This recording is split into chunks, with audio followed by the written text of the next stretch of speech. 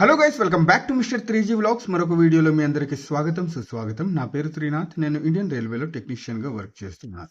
Guys, railway apprentice అంటే ఏంటి, apprentice రైల్వేలో చేస్తే ఏంటి బెనిఫిట్స్, ఈ నోటిఫికేషన్ ఎప్పుడు వస్తుంది, ఈ వీడియోలో క్లియర్ కట్గా మొత్తం సిసిఏ గురించి మీకైతే ఎక్స్ప్లెయిన్ చేస్తాను. చాలా మందికి సిసిఏ అంటే ఏంటన్నా అని కమెంట్స్ వస్తూ ఉంటాయి. ఓకేనా?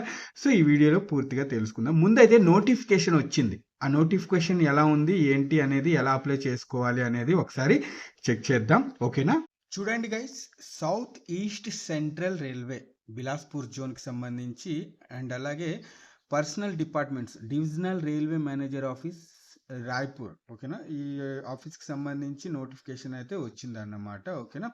సో చూడండి గైస్, ఈ డేట్ వచ్చేసి 5 మే. ఓకేనా? 5th మే 2026. స్కిల్ ఇండియా, ఈ అప్రెంటిస్ నోటిఫికేషన్ ఏదైతే ఉందో అది స్కిల్ ఇండియా నుంచే వస్తుందన్నమాట. ఓకేనా? సో వెబ్సైట్ కూడా ఇప్పుడు మీకు చెప్తాను ఎలా అప్లై చేసుకోవాలి ఏంటి అనేది. చూడండి, subject engagement for act apprentice under apprentices act 1961 and apprenticeship rules 1962 in south east central Raipur division wagon repair shop. ఓకేనా?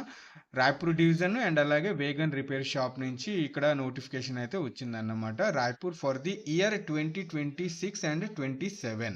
సో గైస్, ఇక్కడ వెబ్సైట్ చూడండి, కనిపిస్తుంది కదా, అప్రెంటిస్షిప్ india.gov.in.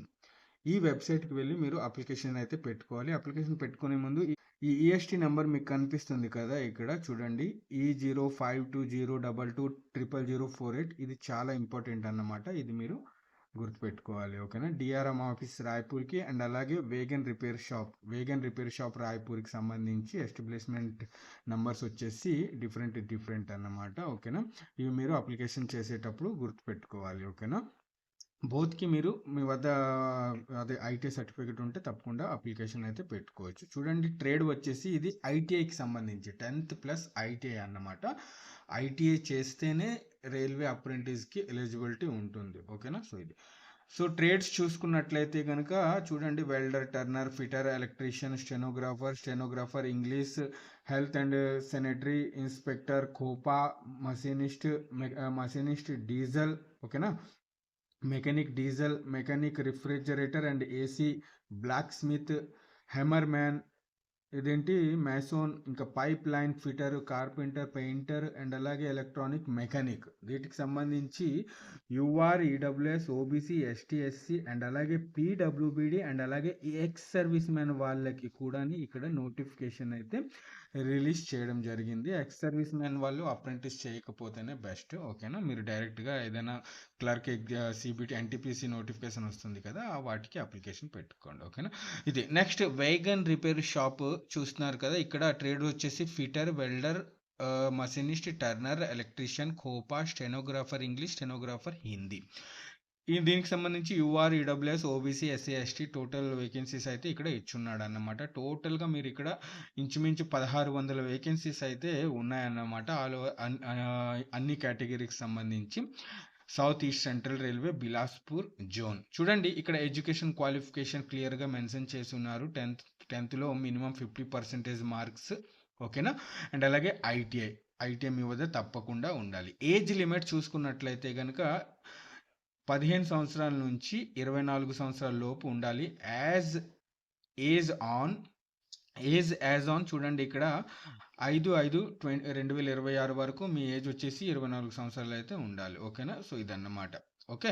అండ్ అలాగే ఏజ్ రిలాక్సేషన్ అప్రెంటిస్లో కూడా ఏజ్ రిలాక్సేషన్ అయితే ఉంటుంది. ఇక్కడ మీరు చూడండి, 5 years వచ్చేసి ఎస్సీ ఎస్టీ క్యాండిడేట్స్కి, 3 years వచ్చేసి ఓబీసీ క్యాండిడేట్స్కి అండ్ అలాగే 10 years వచ్చేసి ఎక్స్ సర్వీస్ మ్యాన్ అండ్ అలాగే పీడబ్ల్యూబీడీ వాళ్ళకి. ఇక్కడ ex service man maximum application పెట్టుకోరు, పీడబ్ల్యూబీడీ వాళ్ళు అప్లికేషన్ అయితే పెట్టుకుంటారు. వాళ్ళ కోసం 10 years అయితే ఏజ్ రిలాక్సేషన్ ఇక్కడ ఇచ్చారన్నమాట. ఓకేనా? సో చూడండి, ఇక్కడ both dates include candidates should be born between, అంటే ఈ డేట్స్లో పుట్టి ఉండాలన్నమాట. అంటే కొంతమందిది ఏంటంటే ఏజ్ రిలాక్సేషన్ ఉండదు కదా, వాళ్ళ కోసం ఇలా మెన్షన్ అయితే చేశారన్నమాట, ఏజ్ రిలాక్సేషన్ ఇవ్వడం కోసం. ఈ డేట్ ఆఫ్ బర్త్ ఇలా ఉండాలి. ఓకేనా? ఇది మీరు గుర్తుపెట్టుకోవాలి. చెక్ చేసుకోండి ఒక్కసారి. ఓకేనా? సో, ఇదన్నమాట. 1 ఇయర్ కోర్స్ అయితే ఉంటుంది. రైల్వేలో మీరు అప్రెంటిస్‌షిప్ 1 ఇయర్ అయితే చేయాల్సి ఉంటుందన్నమాట. ఆ తర్వాత మీకు సర్టిఫికేట్ అనేది ఒకటి ఇస్తారు. ఎలాంటి ఎగ్జామ్ ఉండదు, ఏం ఉండదు. ఓకేనా? సో, ప్రాక్టికల్ అయితే జరుగుతుంది. ప్రాక్టికల్ 1 ఇయర్ మీతో పని చేపించుకున్న తర్వాత మీకు ఒక సర్టిఫికేట్ అనేది ఇస్తారు. మరి ఆ సర్టిఫికేట్ ఏంటి బెనిఫిట్? ఓకేనా? రైల్వేలో అప్రెంటిస్ చేస్తే ఏంటి బెనిఫిట్ అనేది ఇప్పుడు మనం తెలుసుకుందాం. చూడండి గైస్, చాలా మందికి ఈ సిసిఏ అంటే తెలియదు. ఓకేనా? ఈ రోజు మీకు ఈ వీడియోలో తెలిసిపోతుంది. ఎందుకంటే చాలా మంది అడుగుతూ ఉంటారు, నేనేంటి అందరికీ తెలుసు కదా, మాక్సిమం నన్ను ఫాలో అయ్యే వాళ్ళందరికీ తెలిసే ఉంటుందని చెప్పను. బట్ ఇప్పుడు కొత్తగా వచ్చారు సబ్స్క్రైబర్స్, వాళ్ళందరికీ కూడా తెలియాలి కాబట్టి చేస్తున్నాను. చూడండి, రైల్వేలో అప్రెంటిస్ చేస్తే మీరు అదర్ డిపార్ట్మెంట్స్లో కాకుండా ఇండియన్ రైల్వేలో అప్రెంటిస్షిప్ చేస్తే మీకు కొన్ని బెనిఫిట్స్ అయితే ఉంటాయి. అవేంటి అంటే గనక 20% vacancies reserved for CCA in level 1 RRB group D notification. మీరు వినే ఉంటారు, ఇండియాలో అతిపెద్ద ఓకేనా, అతిపెద్ద నోటిఫికేషన్ అని చెప్పాలి. ఎందుకంటే వేకెన్సీస్ చాలా ఎక్కువ వస్తూ ఉంటాయి అండ్ అలాగే వీటికి అప్లికేషన్స్ కూడా చాలా ఎక్కువ వెళ్తాయి. అతిపెద్ద నోటిఫికేషన్ వచ్చేసి level 1 group D RRB group D అన్నమాట రైల్వేలో. ఇందులో ఉదాహరణకి చెప్తున్నాను మీకు అర్థం అవడం కోసం. ఓకే, ఒక 30,000 వేకెన్సీస్ వచ్చాయి అనుకుందాం గ్రూప్ డిలో ఆల్ ఓవర్ ఇండియా. ఇందులో 20% ఎవరి కోసం రిజర్వ్డ్ ఉంటాయి అంటే కనుక కోర్స్ కంప్లీట్ యాక్ట్ అప్రెంటిస్, ఎవరైతే ఇండియన్ రైల్వేలో అప్రెంటిస్ చేశారో వాళ్ళ కోసం 20% వేకెన్సీస్ రిజర్వ్డ్ అయిపోతాయి అన్నమాట.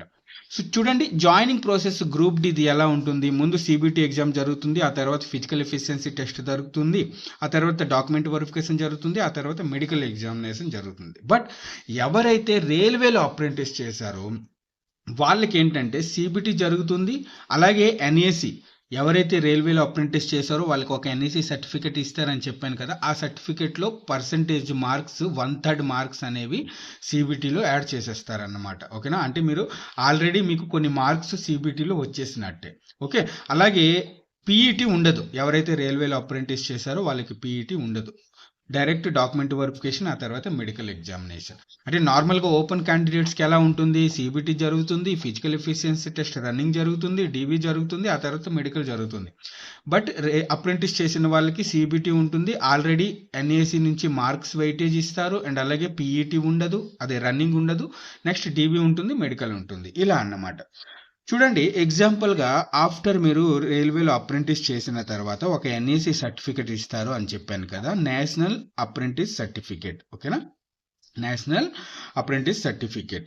దీంట్లో మీకు ఉదాహరణకి 90% వచ్చాయి అనుకుందాం. ఓకేనా? ఎగ్జామ్ ఏమి ఉండదు, ప్రాక్టికల్ చేయిస్తారు, మార్క్స్ అనేవి ఇస్తారన్నమాట. ఉదాహరణకి 90% వచ్చాయి అనుకుందాం. ఈ 90%కి 1/3 మార్క్స్ వెయిటేజ్ సిబిటీలో కలుపుతారు కాబట్టి 1/3 వచ్చేసి 30 మార్కులు కదా. 30 మార్కులు 1/3 అన్నమాట. ఓకే, 30 మార్కులు వచ్చినట్టే 1/3. ఈ 30 మార్కులు మీకు సిబిటి జరుగుతుంది కదా, దేనిది గ్రూప్ డి నోటిఫికేషన్ వచ్చిన తర్వాత ఎగ్జామ్ జరుగుతుంది కదా, ఆ ఎగ్జామ్లో బై ఛాన్స్ మీకు ఒక 20 మార్కులు వచ్చాయి అనుకుందాం. ఎక్కువే వస్తాయి, నేను మీకు అర్థం అవడం కోసం చెబుతున్నాను. ఓకేనా? ఉదాహరణకి 20 మార్కులు వచ్చాయి అనుకుందాం. ఎన్ఏసిలో ఈ 30 మార్కులు మీకు కలుపుతారన్నమాట వెయిటేజ్. టోటల్గా మీ మార్క్స్ వచ్చేసి 50 మార్కులు. సాధారణంగా సిసిఏ వాళ్ళ కట్ ఆఫ్ ఎంత ఉంటుంది? తక్కువ ఉంటుంది.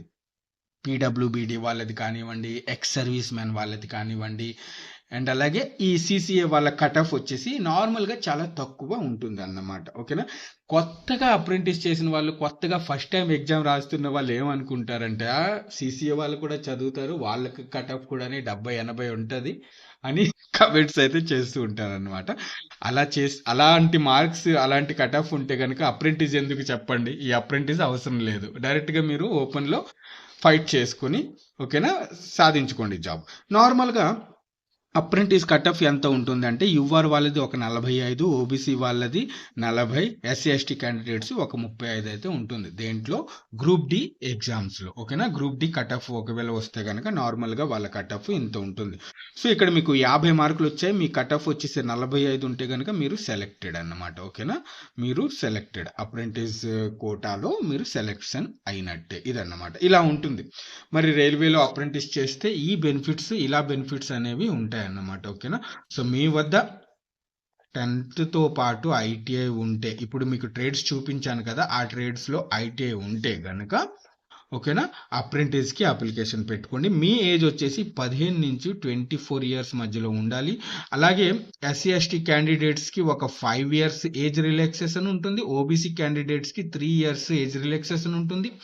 పీడబ్ల్యూబీడీ క్యాండిడేట్స్కి 10 ఇయర్స్ ఏజ్ రిలాక్సేషన్ అయితే ఉంటుంది అన్నమాట. సో మరి లేట్ చేయకుండా వెంటనే అప్లికేషన్ పెట్టుకోండి. మీరు ఎక్కడ ఉన్నా, మీరు ఆంధ్రప్రదేశా, ఉత్తరప్రదేశా, బీహారా, కోల్కతానా, ఇవన్నీ అనవసరం. మీరు ఎక్కడ ఉన్నా సరే ఈ అప్రెంటిస్షిప్కి అప్లికేషన్ అయితే పెట్టుకోవచ్చు. ఇదన్నమాట. ఓకే గైస్, మరి వీడియో నచ్చితే కనుక తప్పకుండా ఒక లైక్ చేయండి. నెక్స్ట్ వీడియోలో మళ్ళీ కలుస్తాను. అంతవరకు సెలవు, బాయ్, జై హింద్.